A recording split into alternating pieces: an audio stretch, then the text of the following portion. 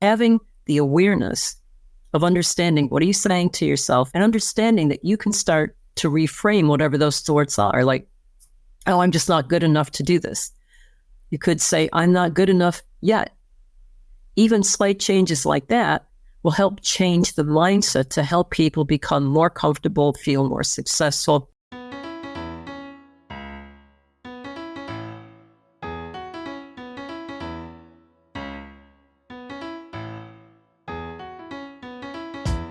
"83% of Americans identify as not very happy, which can hold you back and negatively affect your relationships and your business. On this podcast, we discuss the proven steps to happiness so you can restore balance and rekindle your joy.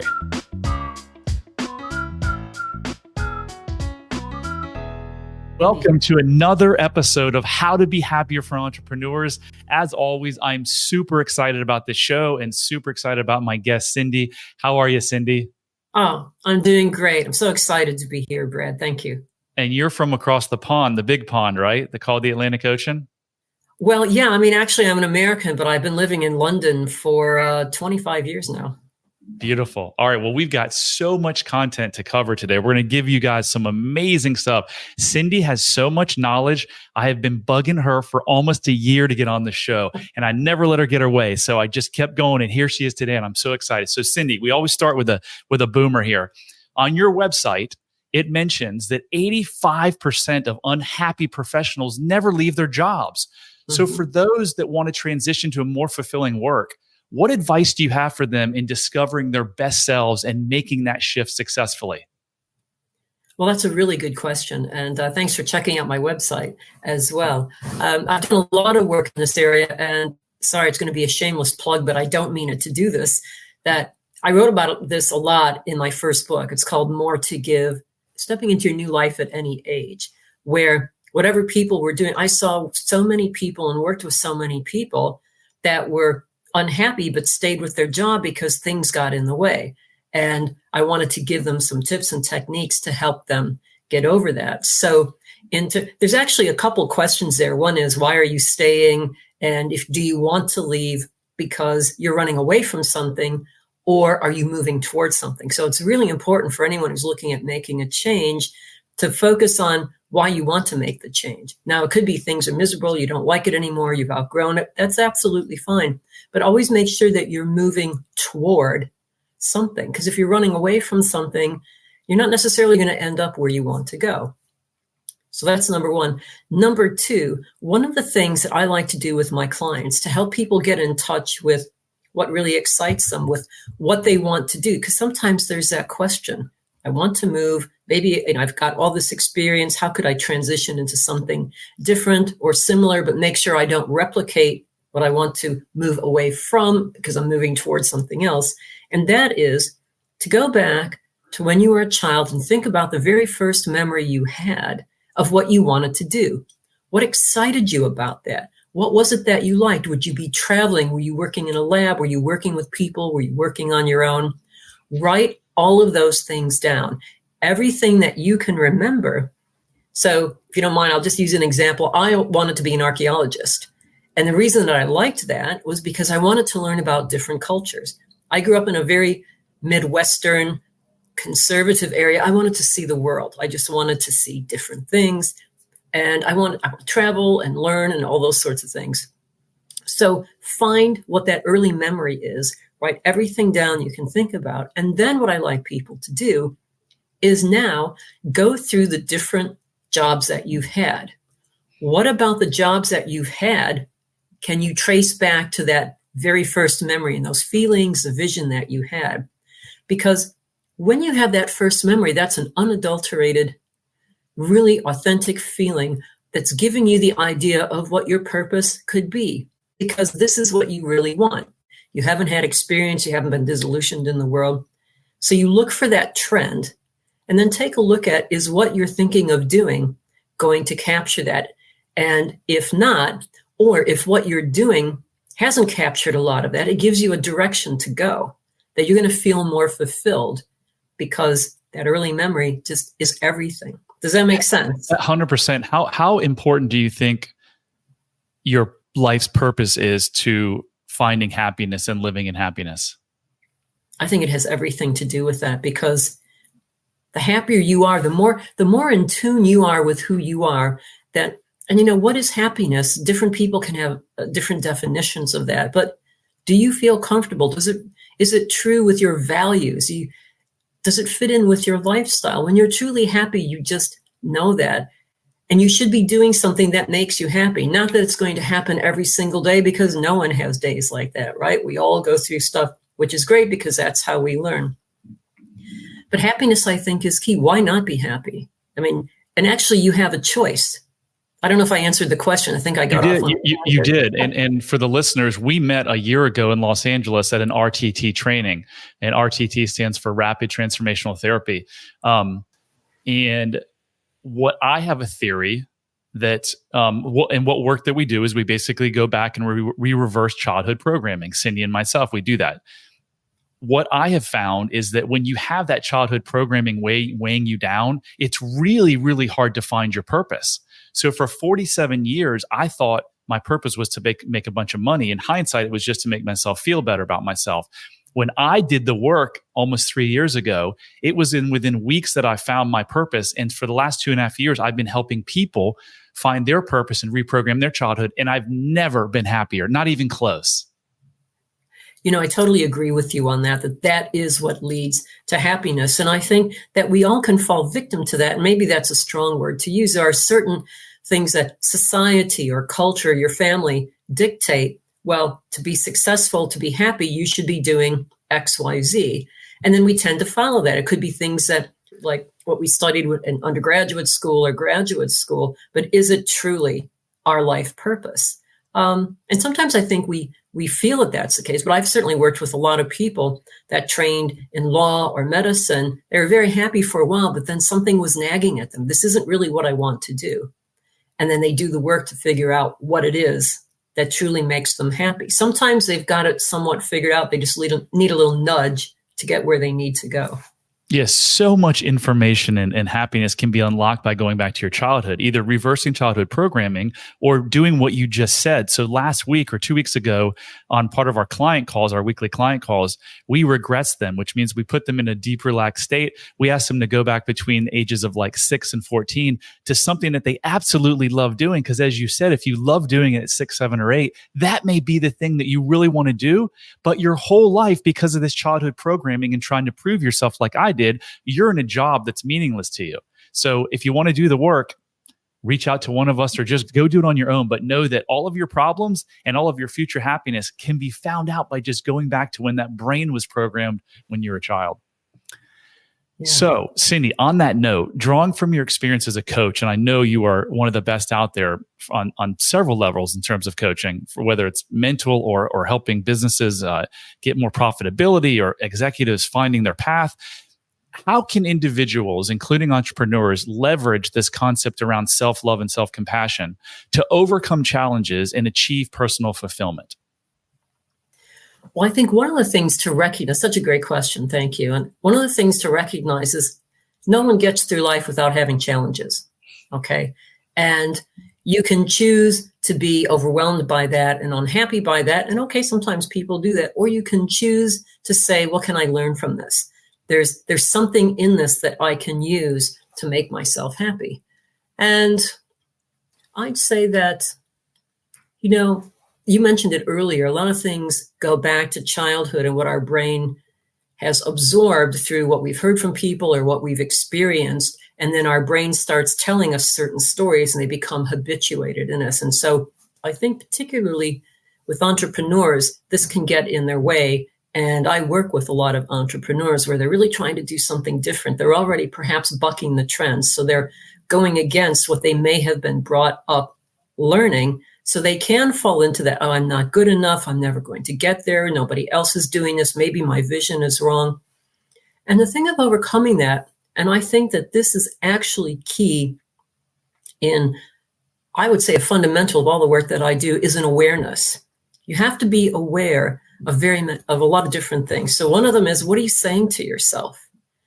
And the thing is, we can't control what our mind brings up, but we can control our reaction to it. So being aware of what you're saying to yourself. What impact is that having on you? What are the thoughts that come up regularly for you that are standing in your way? So that's the first step toward being able to overcome that, to be a little bit happier. Again, you can't change those thoughts. And it's okay. It's okay to say, I'm having a bad day, or you just want to say, oh, I just give up. I just don't want to do anything today. Absolutely normal. You just don't want to stay there. So having the awareness of understanding what are you saying to yourself, and then writing it down and understanding that you can start to reframe whatever those thoughts are. Like, oh, I'm just not good enough to do this. You could say, I'm not good enough yet. Even slight changes like that will help change the mindset to help people become more comfortable, feel more successful. I'm condensing a lot down into the answer, but I think you get the idea with that. We can change so much about how we feel and what we do by understanding what we're saying to ourselves, being aware of that. And that's where working with a coach, as you will know, helps out a lot, because it helps to have somebody as an external party pointing these things out. Hey, did you recognize that you've got a pattern of saying this to yourself? Is this really what you want to keep doing? Because basically you're hypnotizing your mind into saying, oh, well, I'm not good enough, or I'll never reach that. So yeah, I have on the screen right now, it says all change begins with awareness, because how can you change anything that you're not aware of? So I love the awareness part. When you look at self-love, do you think negative self-talk is one of the bigger, what's the word I want to use, signs maybe that someone would lack self-love?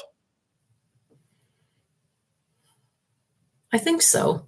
I mean, not everybody falls into the same category, but I would say broadly speaking, and that gets back to what I was just saying, you may have experienced something when you were younger. I was working with a client once. They had an older brother who constantly put them down, and that just stayed in their mind. There was that little voice that would get in the way, and they were phenomenally successful, and they would have bad days or good days. We weren't even working on this at first, but then it started coming out that they felt somewhat good about themselves because it was the external gratification of making a lot of money. But self-love is really about being happy and content with who you are. And it started to come out that in the back of their mind was this nagging voice of the older brother, always saying, you'll never amount to anything. No one cares about you. So yes, being aware of that and understanding what you're saying to yourself is very much a reason why you won't. I mean, you'll have self-love, but it won't be enough to withstand the negative talk that you bring up, because you'll always have a base to go back to if you understand why you don't have it all the time. Yeah, so I think lack of self-love is pretty much the problem or the cause of every single problem the world faces.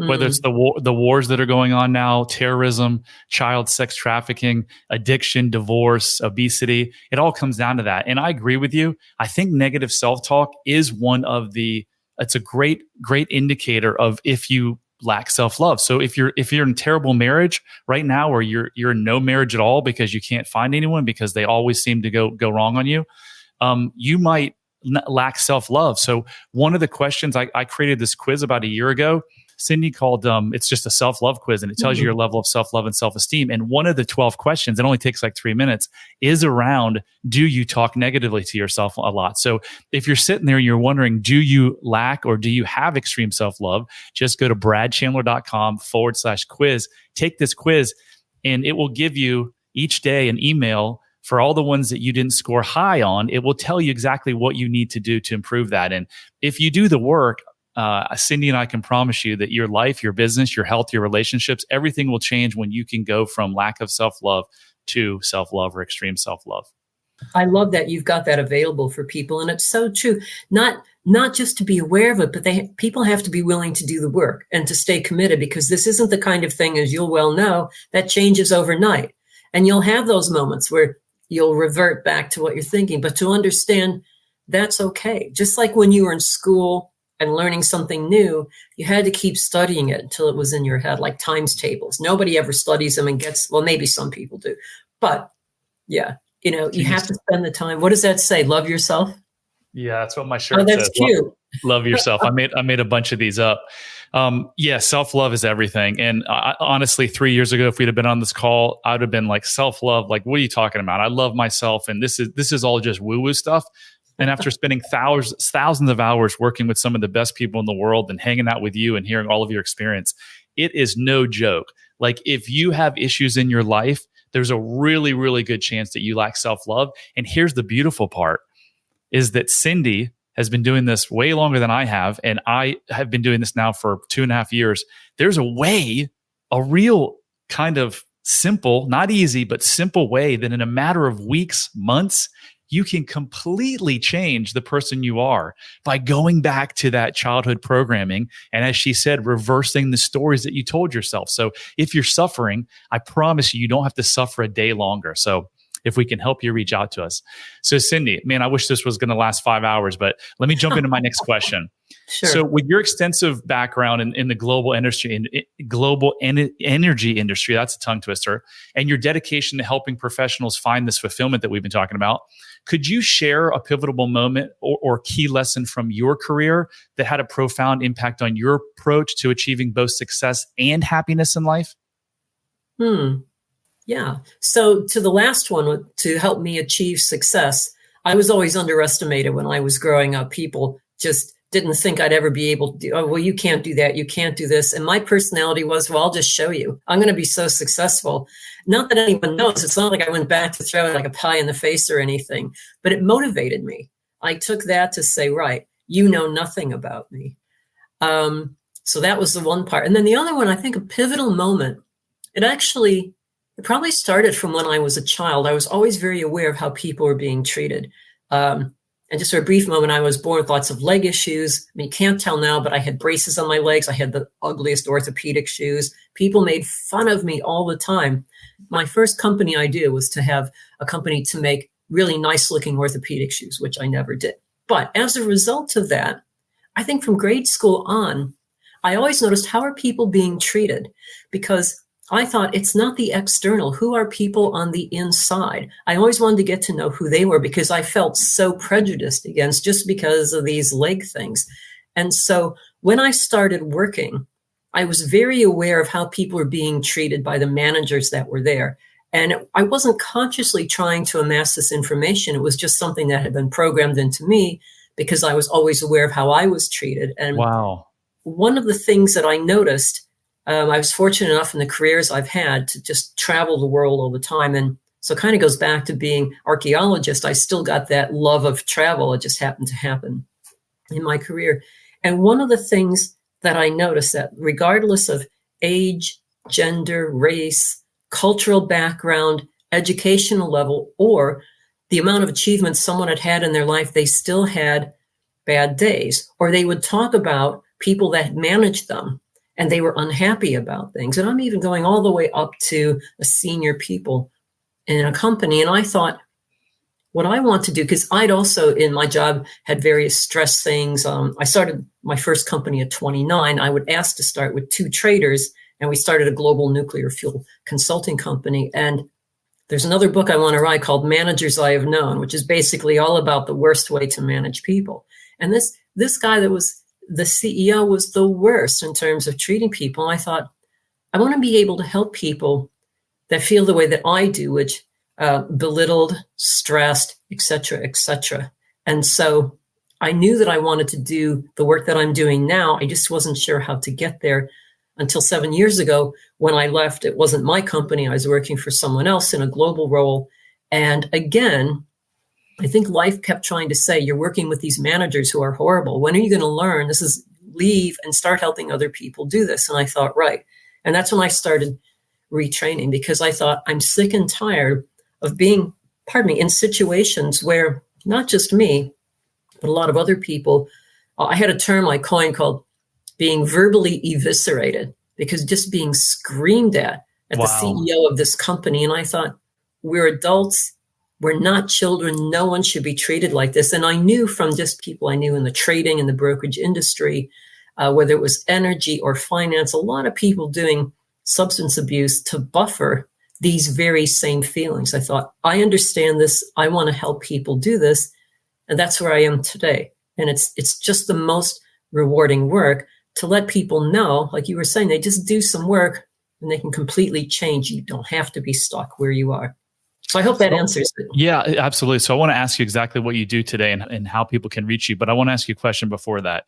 And that is, so all of these mean and nasty managers that you have witnessed over your life, what causes them to be mean and nasty? I think underneath all of that is a lack of confidence, basically. A lot of these people were bullies, if you look at it. And I think that possibly they would have been bullied when they were younger, or they were different. So because they were different, people made fun of them. They weren't part of a core group. And I think they just lash out and they try to bully other people to feel better about themselves. So what do they lack? You have a view on this. What's your view on this? I was going to ask you, what do they lack? What are we talking about today? It comes right back to lack of self-love, right? Hurt people. They don't feel great. So that may be a good segue into what do you do now? When you go into these companies, do you look at the mean, nasty manager and say, hey, I can help you if you want to change your life? Doesn't happen quite that directly. A lot of the work I do now is it's mostly with professionals. I get a lot of referrals. I'll do some teamwork, but I love working with those who are at the top of the company. And sometimes they'll come to me because what I'm seeing a lot now are people feeling a sense of malaise. This happens to be with a lot of my female clientele, where they say, I've worked really hard. I've reached the top. What do I do now? Even though I've achieved everything that I wanted to achieve, I'm still not happy. And I go, great, I can work with you on that, because that's then aligning with, well, their life is disjointed in some way. And so what I do is coaching. I combine coaching with guided visualizations, and it's just amazing. I give homework for them to do. A couple of weeks ago, in fact, you had noted my LinkedIn comment on mindsets.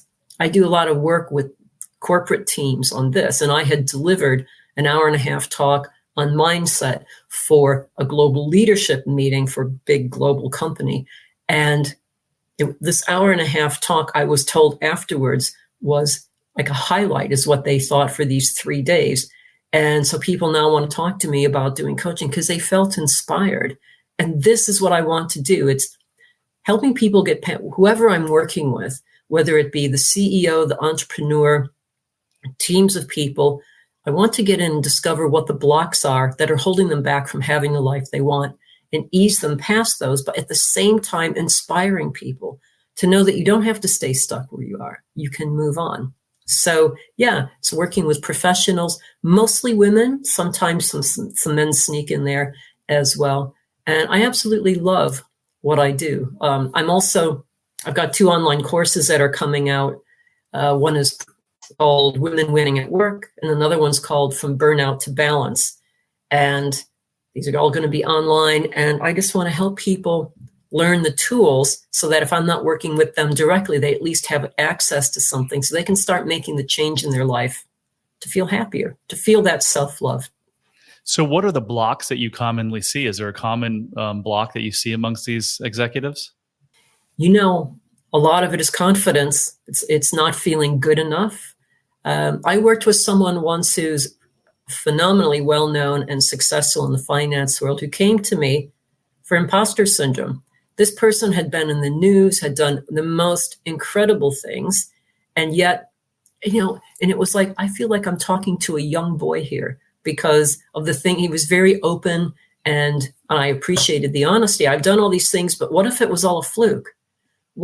I've got all of those things, but maybe it was just by mistake. What am I going to do now? Because now I've launched this whole other thing. So I see a lot of that, whether it's men or women, it's across the board. So lack of confidence, imposter syndrome. I see a lot of anxiety. People I'm in a city, a lot of people have that. I would say those are some of the common ones. Insomnia is another one. Yeah, as one of our mentors, Marissa Pierce, says, sleep is an issue of the mind, right? The gentleman you're talking about who has imposter syndrome, you're like, it was like I was talking to a child. Well, you were talking to a child, right? You were talking to a child in an adult's body. And that's kind of what this world is. Until you do the work, when you react to something negatively, when your spouse does something that upsets you and you want to yell or hurl insults or whatever, that is your little boy or little girl inside of you that is just hurt. And when you can recognize that and go back to the awareness, man, everything changes. So now when I'm triggered, and it happens so infrequently, thank goodness, because I've done so much of the work and I do this stuff every day, I immediately go towards, okay, my girlfriend just said something that made me upset. Why is that? Oh gosh, it's when my dad did this, this, or this. Yes. And I feel not enough. And I don't have to strike back at her because she's not my dad and she doesn't not love me. But that's the story that goes just instantly. She doesn't love me and I'm not enough. And then I'm like, I short circuit it. No, that's not the case. And then I go right back into joy.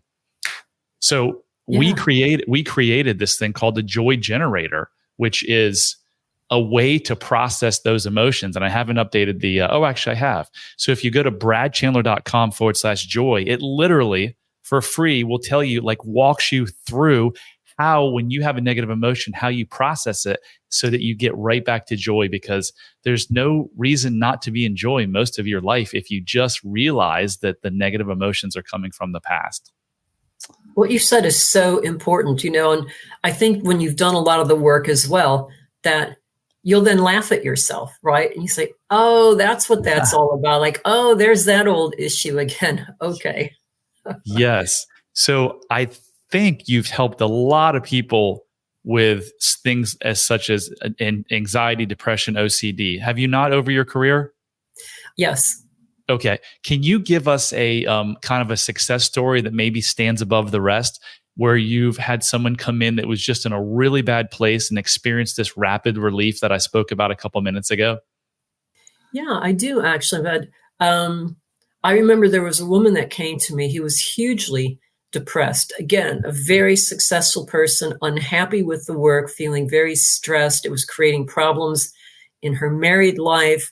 She found having the kids around. I mean, I think the kids were probably under 12 years old. They weren't toddlers, but everything was going wrong. She wasn't sleeping well, but she just felt there was a cloud on her head, like this, like a heavy rain cloud. And she felt lethargic. And the first thing I did was congratulate her on reaching out, because often when people are really depressed, they don't feel like reaching out because they don't have that self-love. So they feel, well, nobody cares anyway. Why should I even share this with someone? Because I'll never be able to get past it. And so we started work. I coached her for quite a while, and it took a while, but I started pointing out to her the habits of thought that she had. And I do some guided visualizations with her. I gave her a little homework. We talked about awareness. And what would happen with her, and this sometimes happens, as you'll know when you work with people, that the brain will start changing and she would feel good and then it would slip back. And so a lot of my work with her was to say, it doesn't mean that you haven't started changing, but it takes time for your brain to rewire to a new way of thinking. So staying committed to this is a key aspect of the work. Don't give up. It's okay. Your brain's just being tired on a particular day. It just hasn't done all of the work, just like you get tired. It took a lot of courage on her part to keep going through. I actually did some work with her husband as well, separately. I don't do couples counseling, but he saw the changes that she started to have, where she started sleeping better. She started taking better care of herself. She hadn't been working out. So I was like, you've got to get out and do something for yourself, because it's not just about the mind, it's the whole body. So you need to eat well, eat nutritiously. Because she was depressed, she wasn't eating. So everything was going wrong. But we just kept going through that. And I'm happy to say that I think it was we worked together actually for a year. For her to get past the depression, including doing RTT session with her, that actually was the thing that, broke the dam, so to speak, because we got to why that was in her life. She didn't want it. We got to that underlying reason. We were able to change that. She listened to a recording to feel better. Once that happened, then it was much easier to start creating further change in her life. And so everything is good today, because she thought she was going to get divorced. They're still happily married. The kids, this goes back about 3 or 4 years ago. Now, I still hear from her every now and then that she's so very happy, and she's never gone back. That's the key thing. She had that experience. She did the work. She's got tools that she can use, and she uses them. And so now she teaches her children some of these, which I think is fantastic. Like they're having a bad day. So love it. Yeah. Yeah, a lot of my clients will teach their kids how to use the joy regenerator, because how many of us as kids got to be taught how to process our emotions? What most of us did is we just stuffed them down. And as Gabor Mate says, that's what leads depressed. You depress your emotions, and that's what leads to depression. So so you worked with her over a year, but it sounds like a lot of the breakthroughs probably came early on in a matter of weeks or months. It did. Yeah, that probably sounds like a long time, and people listening to this might go, "Oh, I don't want to take that long to change." The depression part of it happened reasonably quickly. It was just she enjoyed working. We started working on a lot of other things. And so, my advice is not to get people hooked into coaching for a year, because I don't want them to get dependent on that. But once people, and you'll know this, once people start to change in one area, then other things start to bubble up, and they say, "Oh, could you help me with that?" And so as somebody who's coaching, I want it to be fun for me and interesting. I don't want to coach someone just because they feel, well, I have to come talk to you. That doesn't do anybody any good. So no, we're not set up, and nor do we want to be the therapist or the counselor or the life coach who you come and see us every Tuesday for the next 10 years. We give you the tools. We teach you how to become your own therapist, so that for the rest of your life, when things pop up, you know how to handle them. It's such a beautiful thing. Cindy, how do people get a hold of you? I think you've got at the bottom of the page there my email address. That's the best way to get in touch, because people are in different countries and time zone things, but it's Cindy@cindygalvin.com. There it is, just scrolling across the screen. I would love to hear from anyone watching this that has questions about things, or you want to argue about something. Absolutely love that. Just love meeting people.